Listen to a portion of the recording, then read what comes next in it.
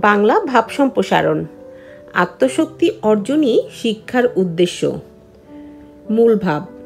শিক্ষার আসল উদ্দেশ্য হল মানুষের ভেতরের শক্তি জাগ্রত করা। শিক্ষা মানে শুধু বই পড়া নয়, বরং নিজের ভেতরের শক্তি, বুদ্ধি, চরিত্র ও কাজের যোগ্যতা গড়ে তোলা। সত্যিকার শিক্ষিত মানুষ সেই যে শিক্ষা গ্রহণের মাধ্যমে আত্মশক্তি, আত্মবিশ্বাস ও আত্মনির্ভরশীলতা অর্জন করে। সম্প্রসারিত ভাব।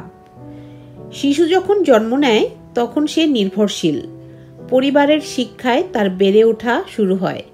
এরপর স্কুল, কলেজে, প্রাতিষ্ঠানিক শিক্ষায় সে পড়াশোনা করে।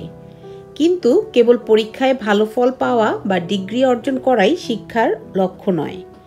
প্রকৃত শিক্ষা হলো নিজের জীবনকে গড়ে তোলা, নিজের শক্তিকে চিনে নেওয়া এবং নিজের সমস্যা নিজে সমাধান করার মতো ক্ষমতা অর্জন করা।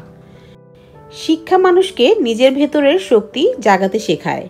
আত্মশক্তি মানে শুধু শারীরিক শক্তি নয়, মনের জোর, ধৈর্য, সাহস, সত্যের প্রতি নিষ্ঠা, বুদ্ধির ব্যবহার এবং নিজের পায়ে দাঁড়ানোর সামর্থ্য। অনেকেই শিক্ষিত হয়েও জীবনে বড় হতে পারে না, কারণ তারা অন্যের ওপর নির্ভরশীল থাকে। কিন্তু যারা আত্মশক্তির জোরে কাজ করে তারাই সত্যিকার সুশিক্ষিত মানুষ।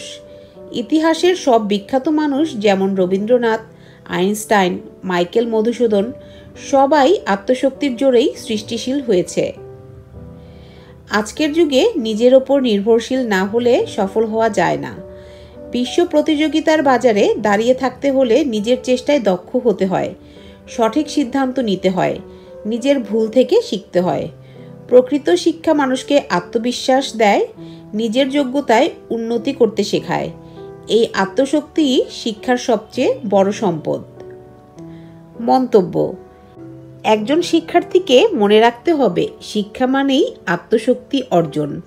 নিজের শক্তিকে জাগিয়ে তুলতে পারলেই জীবন সার্থক হয়। তাই শিক্ষার প্রকৃত উদ্দেশ্য পূরণ করতে হলে শুধু বইয়ের মধ্যে নয়, নিজের ভেতরে থাকা শক্তিকে কাজে লাগাতেই হবে।